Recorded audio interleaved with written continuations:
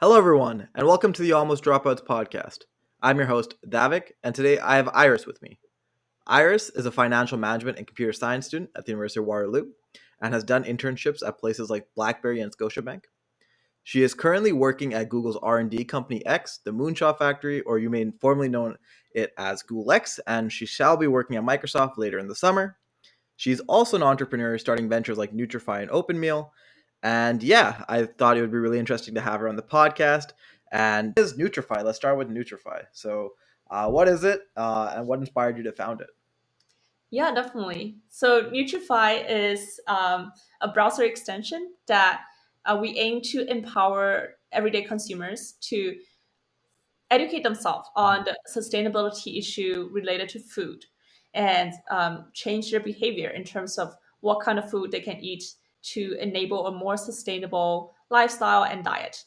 And the reason we focus on food is because it is the one thing that we access three times a day, and then the resource itself is just you sometimes it's very much easily overlooked in terms of how much impact it has on earth, but consumer choices really does Right. impact production trends, and that impacts climate change. So and in terms of carbon footprint emission, food and agriculture is the second highest carbon footprint emission industry, which is second to energy. So I do think that it is Right. making a huge impact, and that I I've heard many people saying to me in the very beginning that like enterprises, companies, those are the ones making the majority of the emission. Why don't you go after them? I mean, that is very true, but I think there are enough solutions out Hmm. there that are going after companies, and people sometimes will feel very hopeless when they're faced with climate change. They're like, there's nothing we can do, it's not our Right. fault. Like, what can one person do? And Hmm. what I want to achieve is to change people's mindset that you matter, your action matter, and you can make a difference, right? So I'm hoping to also Right. build a community for them to basically for us to encourage each other, and if we have this as a global green movement that everyone is encouraging each other, and then having that network effect of educating them on, okay, this kind of food is really bad for environment, and shifting that Yeah. consumer food trends, then it would have an impact globally. So that's what we're trying to do. And currently, so we started from, how I started it was, initially I just wanted to do this myself. I was already into food because of my previous venture at OpenMeal, and we'll talk about that later. Hmm. We and then I wanted to do something related to food and related to climate change, because after I watched one of the documentary called "Alive on This Planet," I was really I was really saddened by the fact that human has already done so much damage to Earth, and that there may not be a next generation to be able Right. to live on Earth for the environment we currently have. So I wanted to do Hmm. something to change the situation. So I started attending a lot of competitions, hackathons. Um, I think I probably attended probably around 10 different competitions in the past 3 4 Wow. months.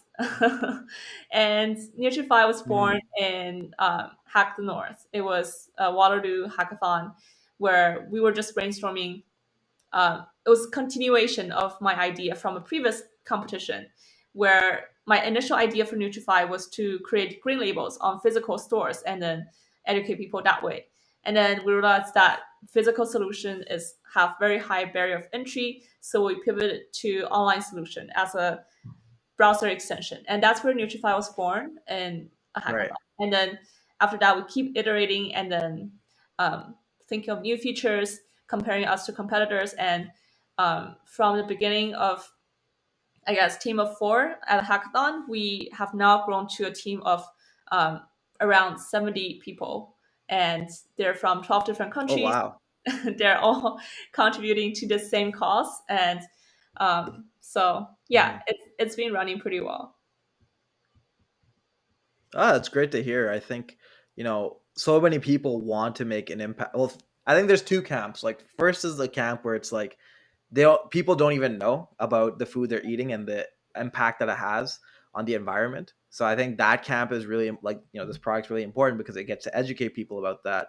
And the second camp is the people who know that their food is making an impact, but they don't necessarily know how to change that or how much impact their food is making. So I think this product for both of those camps offers a lot of value. And I Exactly. think I was talking to one of my friends on another podcast, a previous podcast, about one of like he was talking about a startup that does stuff for carbon footprints. So when you're buying stuff from Amazon and stuff, it'll let you know what the carbon footprint of that product was. And I think it's stuff like this, like browser extensions and just stuff that isn't as invasive, but is just present, that I think will really help people move towards more of a sustainable lifestyle. Because when you sort of have to go out of your way to research things, or you have to go out of your way to gather information, it becomes a lot harder to like for people to actually start doing those things. But when you have an easy solution, uh, with a browser extension, with a mobile app, whatever, a lot of people are more willing to contribute back. Exactly. Yeah, that is exactly what we're trying to strive for. And initially, we pitch ourselves as honey for sustainability because Yeah. we find it very similar. Honey is saving money, we're saving carbon footprint.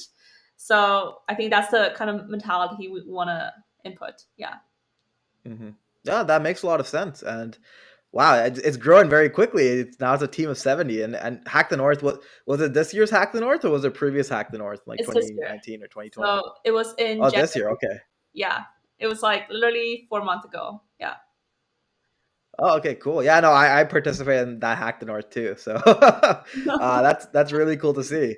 Yeah, It's amazing to see how quickly Nutrify has grown, and I'm really excited to see what the future holds for that venture. And I think sure. do you want to talk about some of the challenges that have occurred, and some of the successes that you guys have had as well? Yeah, no, definitely. I think one, there are definitely a couple of different challenges. So, first was initially, I mean, I need to like recruit people and I need to Yeah. recruit volunteers without paying them and making sure that they're also passionate about the mission and want to contribute their time working on it. So, hmm um, I definitely had challenges with recruiting. And even today, even with such a big team, sometimes we will still be looking for more volunteers to join our side projects. So I guess if anyone who's listening that's interested in sustainability, feel free to reach out to me. And so for Yeah. that challenge, I was able to overcome it by leveraging my personal brand because I have a pretty big following on LinkedIn. Um, and I was hmm able to just post a lot about Nutrify and then also go to different conferences, pitch Nutrify wherever I can. Just like the very Right. classic hustler model of just talking about it everywhere and then getting people to join and pitching them about the idea, about my Right. mission. So that was solved, hmm obviously. Now we have a huge team. Um, and then the second challenge we had is regarding the product is how do we focus on one problem to solve? Because there's so many problems related to food sustainability. Like we can go into seasonality, we can go into transportation, we can just look at production methods, different farming methods, and there are just Right. so many different directions we could go and so many different research that we need to do. Um, and I think that is a challenge for a lot of startup founders as well. And for me, particular, because I have a lot of different ideas, and I'm like, think of, oh, what about this? And so think about things all the time. And I realized that, well, gladly early on, that I need to focus as a founder, especially to be able to point direction to my team so that they don't feel lost. They don't feel like we're pivoting all the Right. time. Um, so that's something that I was able to come to realization of, and with also other people, my teammates, kind of advice as well. And we decided to just find our niche and find our niche audience, to be very focused on solving one problem first. So that's the second hmm challenge. And I think lastly is more on challenge on leadership, right? Like how to be an effective leader to such a huge team, and how do I Right.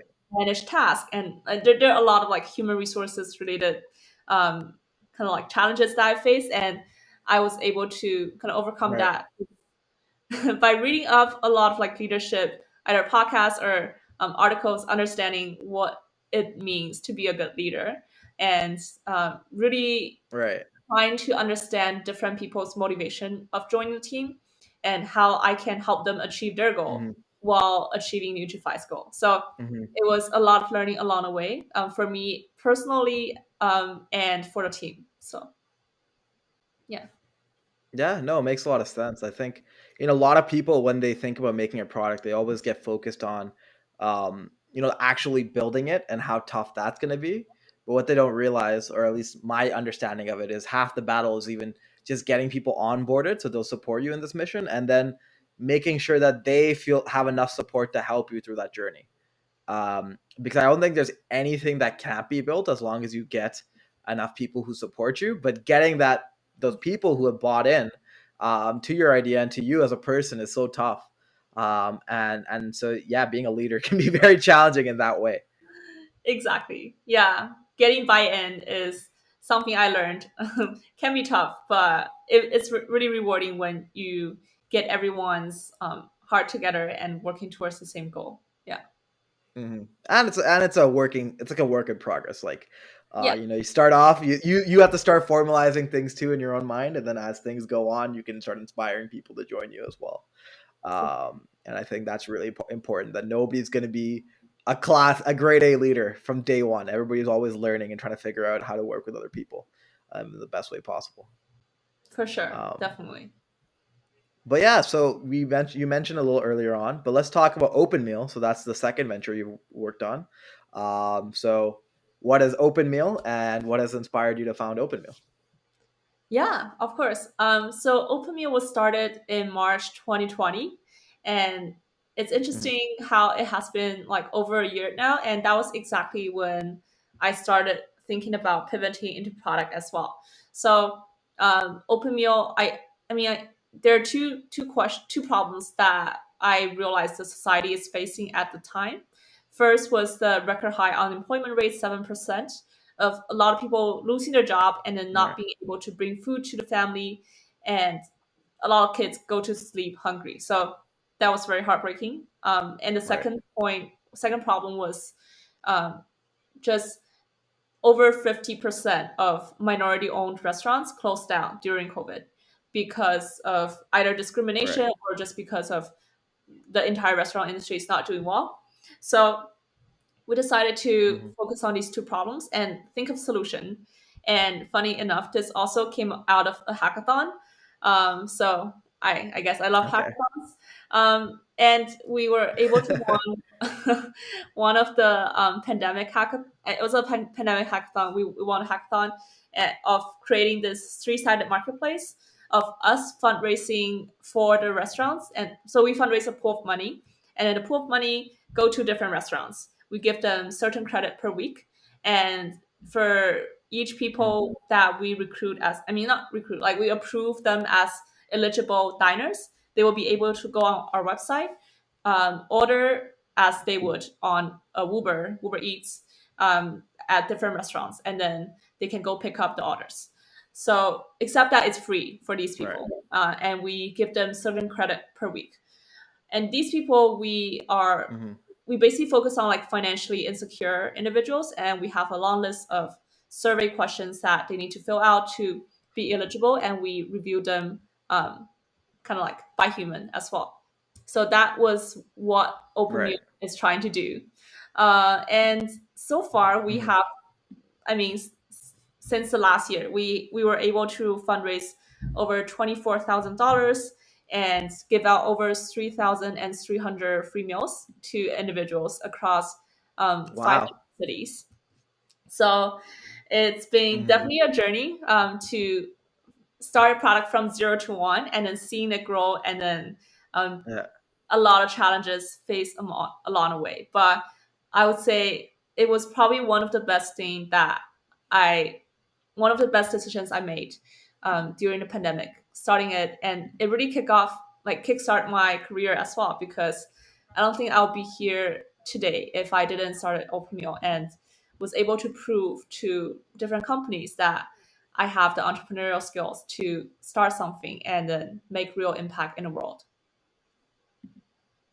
Right. Yeah. No, that's amazing. I mean, it's amazing that you guys raised that much money. You were able to provide meals for so many people, and make an impact for in such a tough time for so many people. And yeah, that's great to hear. I guess, sort of same question as with Nutrify. What have been some challenges throughout with OpenMeal? For sure. So some challenges definitely are, for one, is that when we were just starting, we had a lot of challenges with user acquisition. So we Right. I mean, you would think that it's easy to give out free meals to people in need, right? Like it's free food. But then Right. for us to reach that audience, it was really hard because we don't personally know anyone who are in that situation, and then we don't know what kind of platforms those people use. So well, like Right. the first week of our product launch, we did not receive a single user sign up to get the free food, even though we already had like probably 1,000 or 2,000 of money in the bank and to give out food, but no one signing up. So Right. we were like, what is happening? And then Right. we took a step back and then started considering, okay, who are really our target audience, what kind of people are they, and then who is really losing job during this economy, right?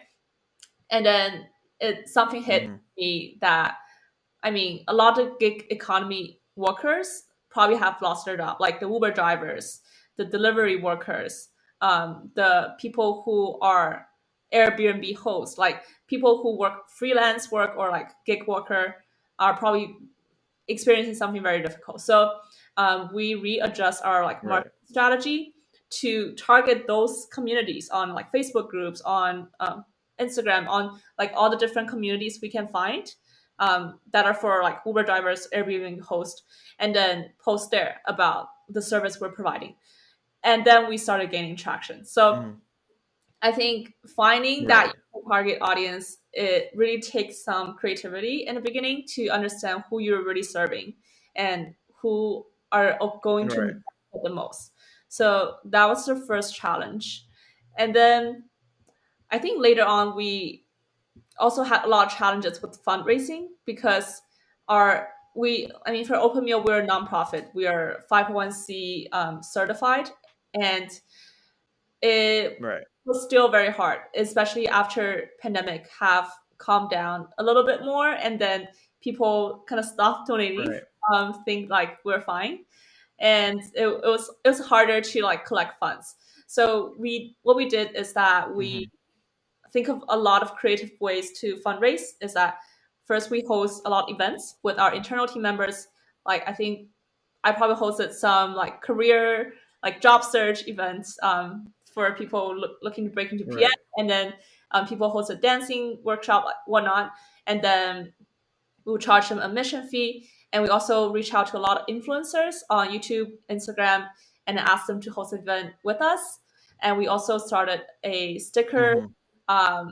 kind of like a sticker sales during Chinese New Year.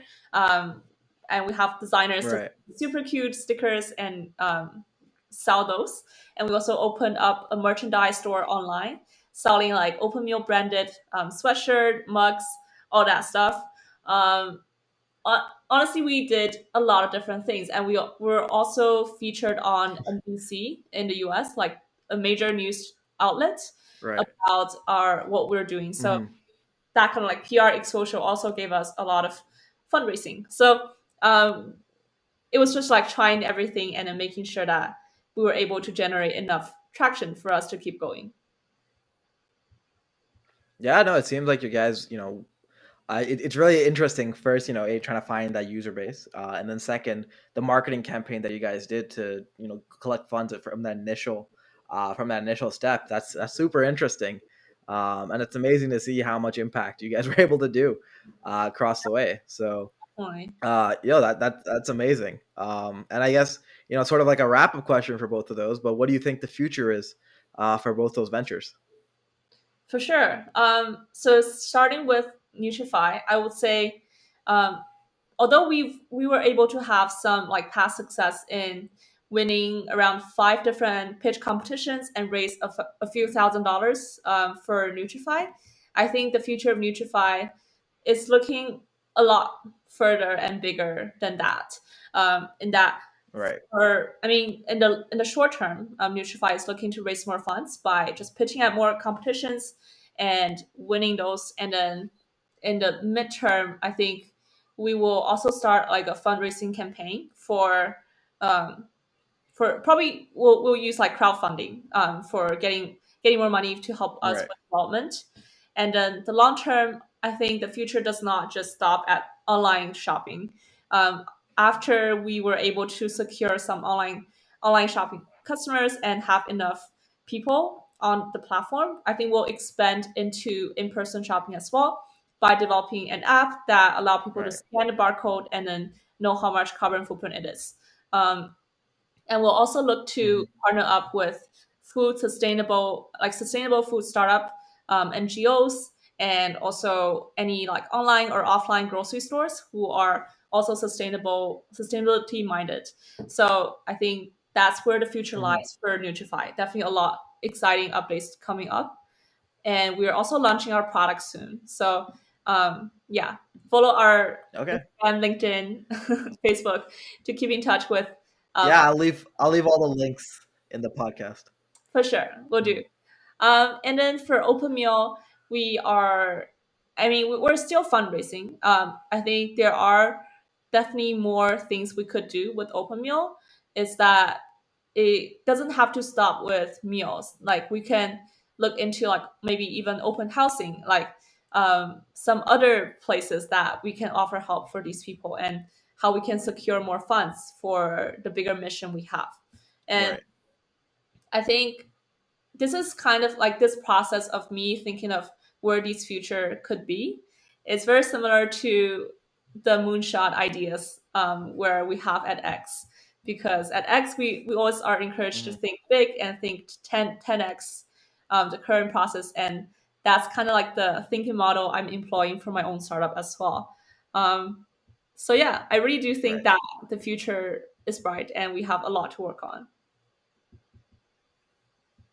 No, that's really great to hear. I'm super excited to see what the future lies for both of these companies.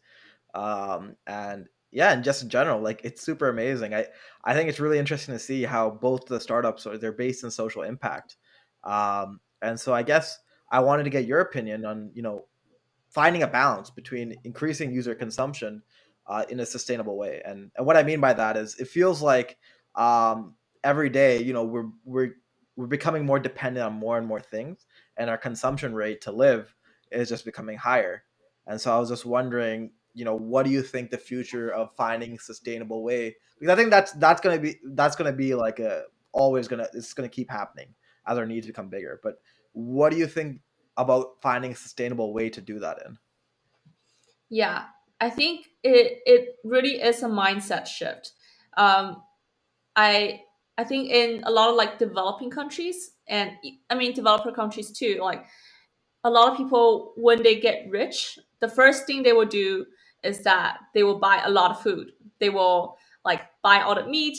They will buy like it kind of like becomes the status symbol that, oh, I'm rich now, I can afford these food and I can like eat out without like caring about food waste. It becomes kind of like a Right. mindset for people, like this is a sign that I'm rich. But it's not, it doesn't really it doesn't really show off like that you are a good person, or that you care about environment. So I think if we are able to shift people's mindset in a way that uh, sustainability becomes new fashion, kind of like how Tesla was Yeah.